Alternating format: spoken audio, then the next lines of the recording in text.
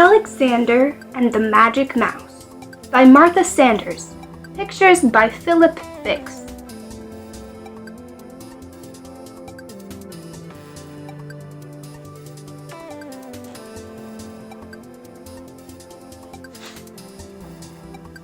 There was once an old lady who lived in a house on top of a hill.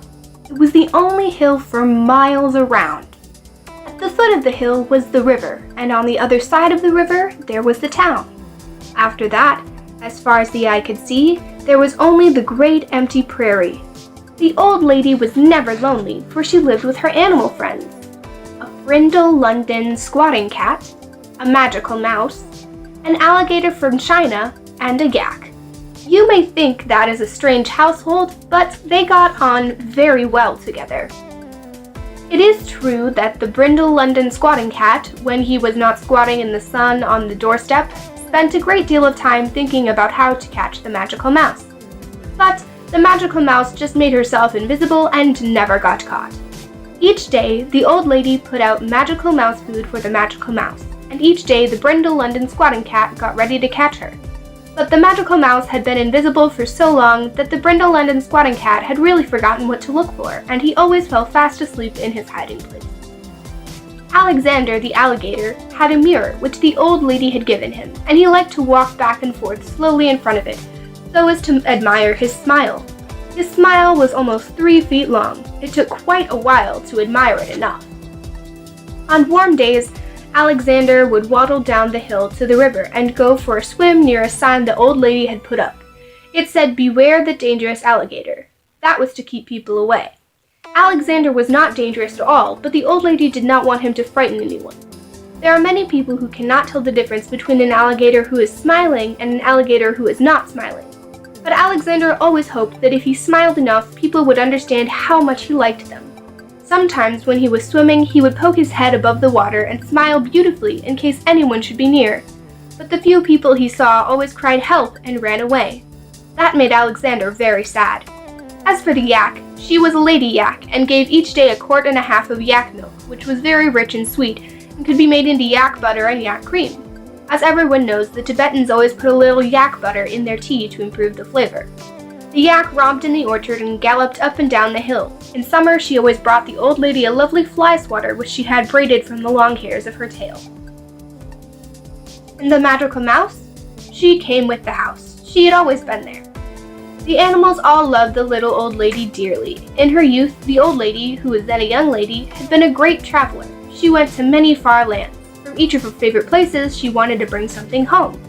Not just a souvenir, but something really beautiful and interesting. She asked the brindle London squatting cat if he would come from England, and the alligator if he would come from China, and the yak if she would come from Tibet. And so the friends all lived together, along with the magical mouse. Each afternoon at 5, the old lady rang a small, shiny bell. Tea was served. All the animals came into the drawing room and sat down and had tea and cakes and told what had happened that day. The brindle London squatting cat had to promise not to try to catch the magical mouse during tea time. All the same, the magical mouse made herself invisible. She never took chances. The old lady would put a bit of cake on the table near the knitting basket, and presently it would be gone. Sometimes, as the cake was disappearing, the brindle London squatting cat would forget himself and raise his paw over the place. Then the old lady would look at him disapprovingly and say, "Now, now," and he would put his paw down again, frowning. One fine afternoon in May, as they had all just sat down to tea, and the old lady was about to ask them to tell their adventures, a tiny voice came from the knitting basket.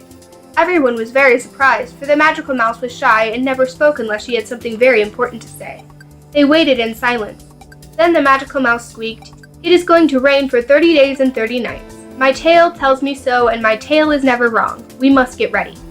The old lady got up and went to the window. There was not a cloud in the sky. "Are you sure?" she asked. "My tail tells me so, and my tail is never wrong," said the magical mouse, and that was all she would say. Her feelings were hurt. She refused to tell them when the storm would begin. "Let us think," said the old lady, sitting down again. "We must have plenty of wood to burn and plenty to eat, and a great many books and games to amuse ourselves with." Then they all bustled about. The alligator brought in logs of wood from the woodpile. The yak dug up a supply of vegetables from the garden. The old lady looked in all the cupboards to be sure there was plenty of flour and molasses and marmalade and strawberry jam and pickled watermelon and ginger tea. Everyone worked very hard except the brindle London squatting cat, who finished his cake and went to sleep. That night, they went to bed feeling snug and safe and rather excited. They had gotten ready just in time, for very early the next morning it began to rain gently. By lunchtime, the drops were coming down hard and fast. They built a cheerful fire and the old lady read sea stories out loud. It was like a holiday. From time to time, they looked out the window at the gray rain falling and falling. What a splendid storm!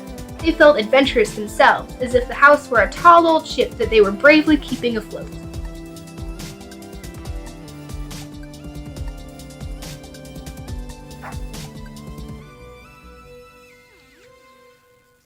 But, in the middle of the night, the old lady suddenly got up and lighted a candle and went downstairs to the drawing room. Magical mouse, she whispered. From between the sofa cushions came a sleepy squeak. Magical Mouse, do you suppose they know, down in the town, that it's going to rain for 30 days and 30 nights? Surely the river will flood over its banks and wash the town away unless the people try to stop it. Nobody knows but us, said the Magical Mouse, and that was all she would say. A tiny snore came from between the sofa cushions. Old Lady shook her head in a worried way as she tiptoed back up the stairs. We must warn the people in the town, the old lady said at breakfast the next day, for surely if it rains for 30 days and 30 nights, the river will flood over its banks and wash the town away. Quickly she put on her knitted snood and her red flannel leggings with brass buttons and her black rubber galoshes. She got out her imitation fur muff and her umbrella and went out the door. But soon she was back. Too slippery, the old lady said. You could write a note, said the yak, and I'll go. I can run down the hill in any weather. Yes, a note to the mayor, said the old lady. She wrote, Dear Mr. Mayor, I'm very sorry to tell you that it is going to rain for 30 days and 30 nights. Surely the river will flood over its banks and wash the town away unless you can think how to stop it. Sincerely yours, the old lady on top of the hill. The yak took the note in her teeth and trotted out the door, but soon she was back. The bridge is washed out, said the yak, and I can't cross the river. Then I'll go, said Alexander, for I can swim any river. Be very careful, Alexander, said the old lady. She put the letter in his mouth and off he went. He slid down the muddy hill on his stomach, right into the river. He began to swim, holding his head up high so the letter would not get wet. The river was twice as wide as it usually was, and the water was dirty and cold. Alexander swam as hard as he could, but the river was terribly strong. He swam and swam and swam. He thought he was going to be washed away completely. He puffed and panted and snorted. At last he reached the other side and crawled up the bank. But where was the town? Alexander had been washed right past it. Now he had to walk back. It was a long way, and it is not easy for an alligator to walk even a short way. He trudged along, shivering and tired from his hard swim. Finally, he saw Main Street ahead. A man with an umbrella was hurrying down the street through the rain. Alexander went up to him, smiling, to ask where the mayor lived, but the man dropped his umbrella and ran down the street shouting, Help! Help! Alexander shook his head sadly. Then he saw a lady. He smiled at her even more beautifully, but she gave a scream and ran inside a store for safety. Then everyone on the street saw Alexander. They all yelled and screamed and dropped their umbrellas and ran away shouting, Help! Help! Alexander was left all alone. He was ready to cry. He sat down on the empty sidewalk and tears rolled down both his cheeks, though they didn't show in the rain. Soon a little boy came splashing along, enjoying the puddles. Alexander smiled sadly at him through his tears. The little boy stopped. He said, Hello, what's the matter? Hello, said Alexander. I've got to find someone who'll give an important message to the mayor. Do you know where he lives? Yes, everyone does. He lives at the end of this street, said the little boy. Would you give him this letter? Alexander asked, opening his mouth very wide. Sure, said the little boy, reaching in and pulling out the envelope. Oh, thank you so much, said Alexander. Don't forget. I won't. Goodbye, cried the little boy, and he ran down the street towards the mayor's house. Meanwhile, in the house on top of the hill, the old lady walked up and down, up and down. Night had fallen, and still Alexander had not come back. Where can he be? The animals were all silent. I'm hungry, grumbled the brindle London squatting cat at last. Let's have dinner. The house seemed very gloomy. After dinner, the yak and the cat played checkers in front of the fire. The old lady kept going to the door and looking out into the rainy night. Finally, it was bedtime. It was very gloomy indeed. The old lady could not sleep. In the middle of the night, she got up and lighted a candle and went downstairs to the drawing room.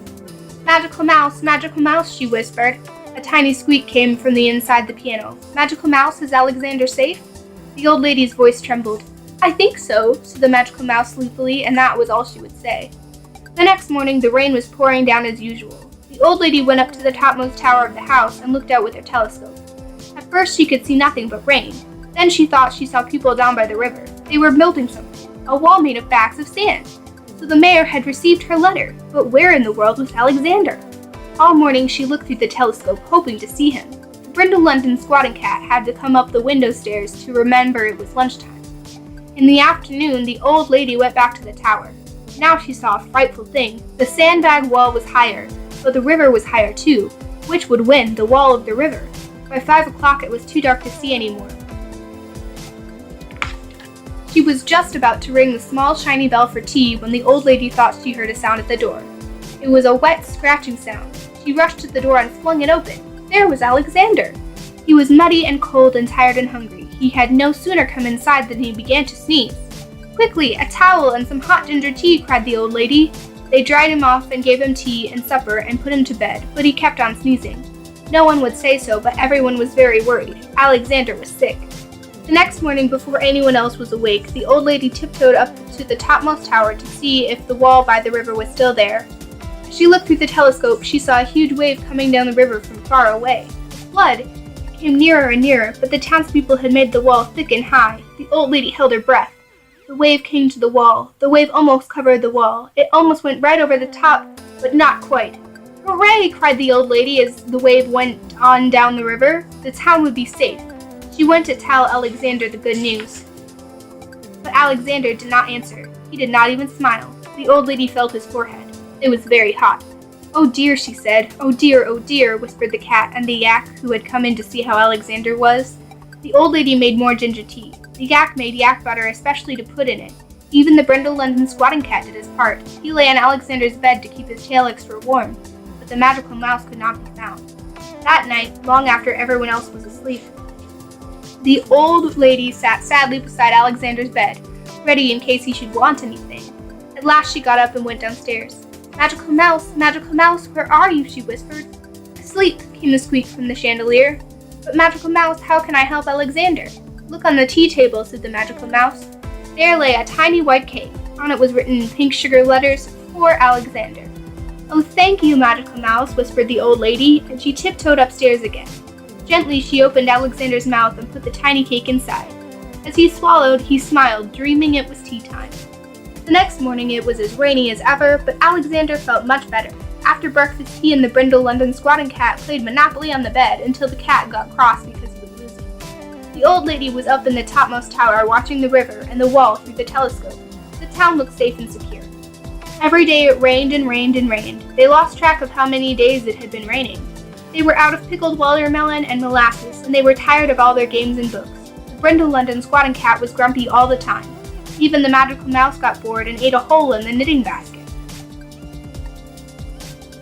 One day, when she woke up, the old lady had a funny feeling. What could it be? Something was different.